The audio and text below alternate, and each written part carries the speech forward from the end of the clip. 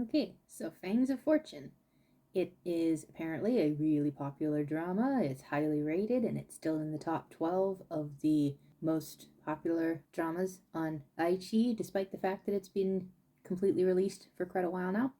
I started watching it as it started airing, and there was actually several things about it that actually were better done than a lot of other dramas. Like, they handled some conversations a lot more maturely and a lot more thoughtfully rather than throwing it at you and emotionally smacking you across the face with it, which I highly appreciated. It was very, very aesthetic and very beautifully done, and all of the acting that I remember was well done. So, why did I drop it after 17 episodes?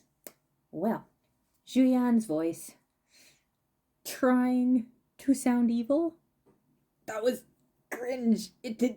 Oh, it was the wrong voice, the wrong everything. Baiju's voice. Okay, I found it super cool that they used an actual kid to play an actual kid, and that they used an actual kid's voice for the actual kid, because then his voice was breaking the way an actual kid's voice breaks, which was really cool and really unique and made me laugh so hard right here, specifically, especially. Oh my gosh, I was laughing hard. Sadly, it's like a joke that's taken on too long. To me, it started feeling like they were doing it on purpose. He was purposefully making his voice crack because he knew it was funny, and the joke started getting old, which was sad. Si Jung's intense weight, her constant crying. Okay, in real life, what she was dealing with, it's very realistic that it would take her literally forever to work through this and stop carrying that and stop crying at the drop of a hat. But within a story context, I'm sorry, this doesn't work. Every time I see this kind of character in these kinds of dramas, I think the same thing. Within the story context, it doesn't work. I get really tired of this character walking on screen because they are so heavy and so weighty and so emotional. They are 2D because they never do anything but cry over the pain that they're in. And I'm like, extremely realistic in real life? Yes, but within the story context, it doesn't work. It just doesn't work. Yinglei's age, the reoccurring problem of respect the age, and yet at the same time, they totally don't.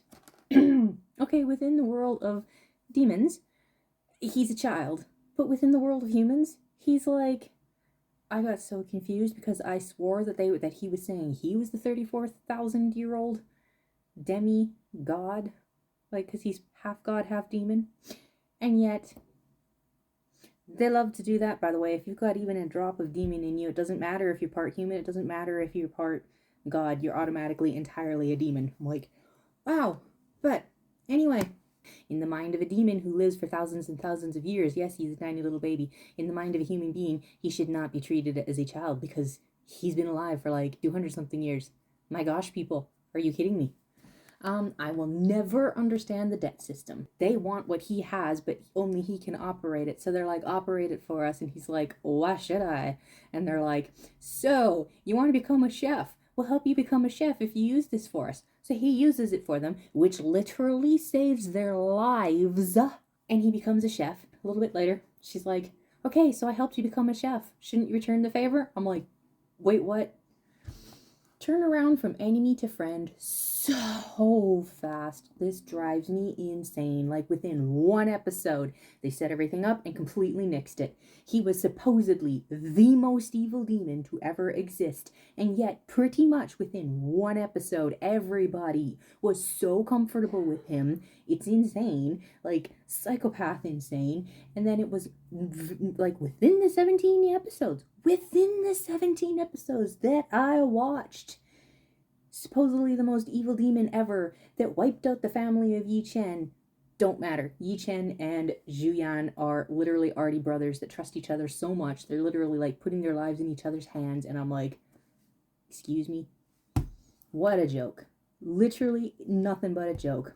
The first time that they see Li Lun, supposedly Jian is the most evil demon ever to exist. Literally the first time they lay eyes on Li Lun. Oh, you are the most evil demon ever. I'm like, why? Why is he the most? You don't know him. You know absolutely nothing about him except what Julian said about him.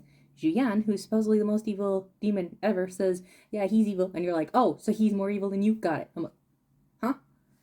Making up for the bad you've done equals harming yourself and or I was willing to suffer in silence because of what I did.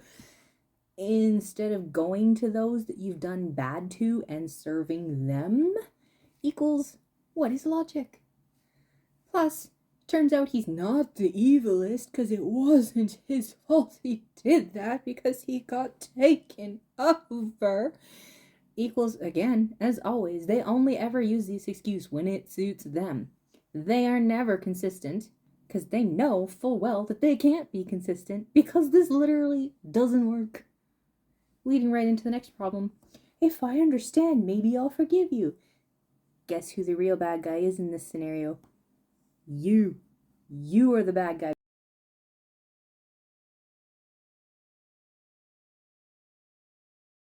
Like, oh my gosh. Like, take it out to the logical conclusion. This is not how forgiveness works. It is not what forgiveness is. Forgiveness is not based on you understanding the other person at all. It's got nothing to do with it.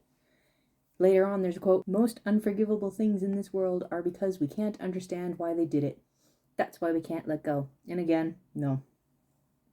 From a human perspective, there's some truth in this, but that is, again, not how forgiveness works. The timing of when they back up to spend half an episode or more on the side characters / bad guys is horrible. Horrible. Like, they're like, dump, here's the people, and this is what happens. And oh, by the way, this is where they came from, and this is how that... Too late, I don't care. Long music video mode where everybody's acting happy, but we all know it's fake. Required sleepy conversation between Julian and Wenjiao at the end of every case. And the mind-blowing idiocy of people putting themselves in a ridiculous mess and someone else getting blamed for it. Pull up your sleeve, Baiju. Just pull up your bloody sleeve. He's just a kid. He doesn't understand it wasn't personable. No, no. That's not how this works. If he was the only one they had targeted, or if he was the first one they had targeted, maybe you could claim that. No. Not when they went around the entire table and he was that whole scenario. I know what they were trying to do with it. No. Pull your bloody sleeve up, kid. You did this to yourself. Do not you dare go blame anybody else. Oh my gosh. It was pathetic and stupid. The whole scenario and the whole of everything it took to clean up that mess was pathetic. Julian's gonna go out of control and he can't help it because he's being taken over.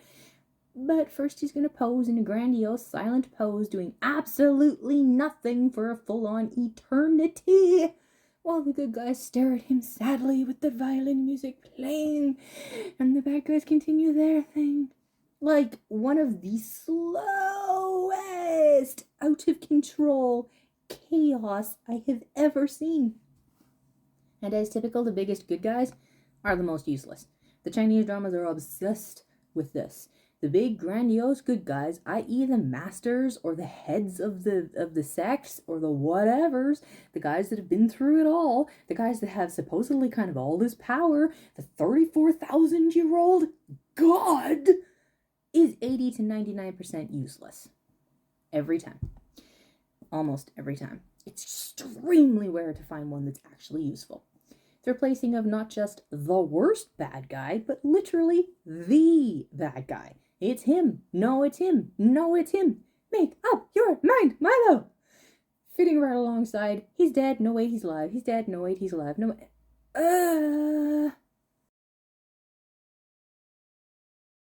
using the kid to be the bad guy twice over, and then just... I kind of liked Wenjiao, but since I didn't watch the whole drama, I don't know how much I continued to like her through the whole thing. I loved Yi Chen, straight up loved him all the way through, even though, but yeah. And then, of course, I knew they set up way too many flags to tell you that was coming. And in the end, what? You still go ahead and do that to Julian? Yeah, typical. So I probably missed something, but there you have it. Now, the biggest reason why I actually had to drop it was because I was watching it while it was coming out. I could not do it. So many religious factors, so many other, literal, that's just missing. Things were making sense, and then all of a sudden this was just, what? The biggest reason, sleeper. It is a sleeper. It is extremely rare to find sleepers So far, of what I've seen, like 100 plus Chinese dramas and movies, sleepers are rare, but this one has got to be one of the worst sleepers I have ever seen in my entire life. It is so quiet. Their constant drop off in the middle of the height of the action just stops to go do something else entirely. Literally falling asleep 2 times speed is almost normal talking pace. What I wrote in my book here was, watching the drama is like lying in bed all day in a dark room asleep, dozing or staring at the dark, sleeping, and oh phooey, I need to pee. But I go and I come back so quick I don't think I wash my hands. Oh well. But then we start discovering somebody else is in the bathroom. So now I have to cross my legs and dance for 5 minutes before I can go. And then the analogy changed to actually trying to walk up a never-ending hill with a 250-pound weight attached to each ankle, dragging 5 feet behind me, and it's continually getting snagged on stuff, so I have to back up and untangle it from whatever it's tangled in before I can keep on walking. That is what it felt like watching this drama. I mean, the characters were literally whispering. Very nearly, literally whispering. The closer to the climax of the story arc, the quieter the characters got, and they were talking so slowly. You can hear my bird clock. Probably. And there you have it. Want shorter videos? There's a shorter video. That is a very, very fast run through of why I had to drop Fangs of Fortune. I understand why other people thought it was really cool. I mean, it really was pretty, and the acting was very nice, and I straight up adored Yi Chen. Talk about character types. But, it has religious aspects that I can't get over. It has the stereotypical tropes that I am so sick of seeing that are way overused, and they touch personal notes, so I can't handle it. And then the kicker of all kickers. I mean, Julianne's voice, I wasn't expecting that. And the sleeper aspect. Oh my gosh, the sleeper aspect. Oh wow. So, I officially dropped this drama after 17 episodes and skipped through the remaining ones as they continued to come out because, yes, I was watching it while it was being released in order to confirm over and over again that there really was no going back. Because there really was no going back. The further this drama got, the more I'm like, what the crap are you even doing? Bye.